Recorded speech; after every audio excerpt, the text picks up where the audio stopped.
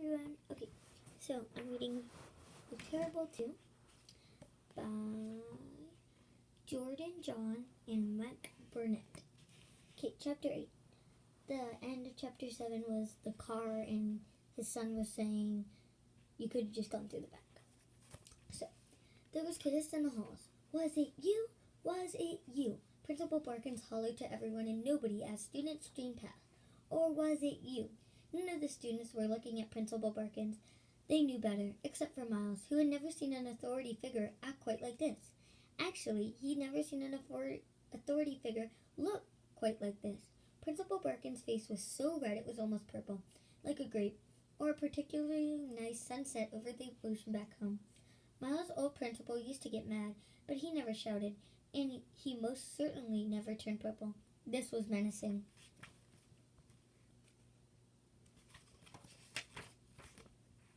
Was it you? Principal Barkins stuck a finger in Miles' face. The finger was long and pale white, since most of the blood in Barkins' body was currently in his head. Huh? Miles said. This was always a good thing to say when you might be in trouble.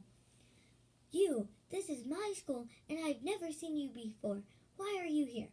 I'm the new kid, said Miles. Principal Barkins became slightly less purple. And what is your name, new kid? Miles. Well, I don't like that at all, said Principal Barkins. We already have a Niles at this school. My name is Miles. Well, that's better, but still a little confusing. Maybe you could go by Tony or Chuck. I'd rather go by my own name. Miles, said Miles. Well, you've got a little mouth on you, don't you? Which brings me back to my first question. Was it you? Was it me? What? Was it me what? Was it you who moved my car to the top of the stairs? No, sir. I don't even have a driver's license. And that's why you shouldn't have been driving my car, as well as many other reasons. But I didn't drive it, said Miles. Then how did it get to the top of the stairs, said Barkins. And how do I get it back down? I don't know, sir. Principal Barkins squinted. Well, Miles, I'll have my eye on you. In fact, I'll have both eyes on you. But in the meantime, welcome to Ye Valley Science and Letters Academy. How are you liking our town? Oh, it's fine, said Miles. Fine? Only fine? Ye Valley is a paradise. Grassy pastures and happy cows for miles.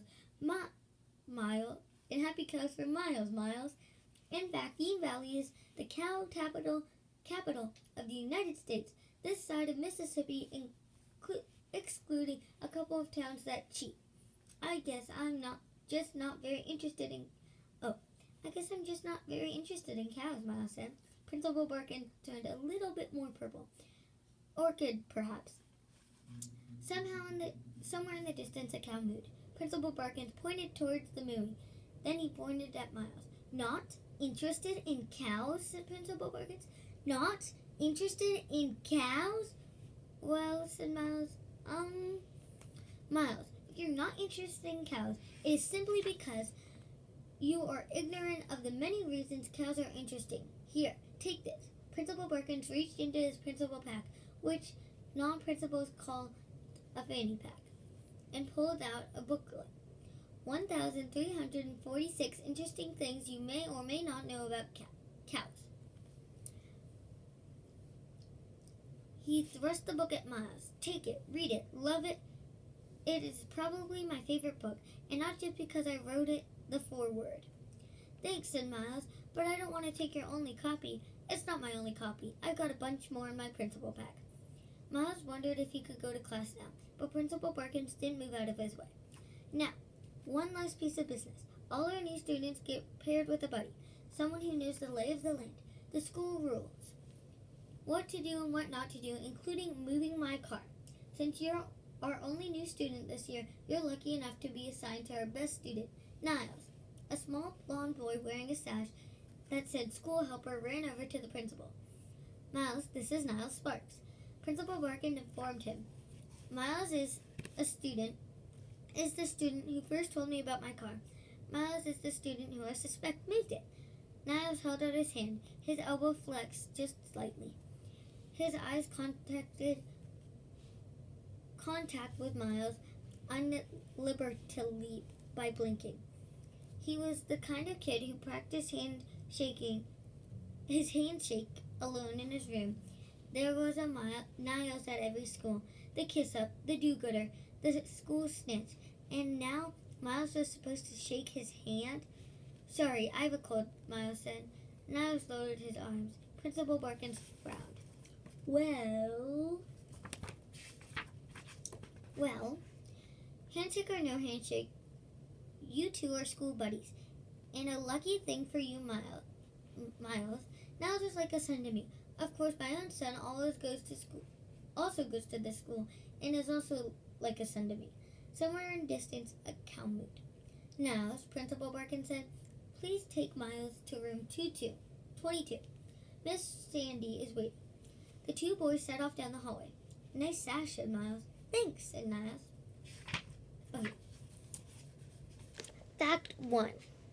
A cow's normal average body temperature is 101.5 degrees Fahrenheit.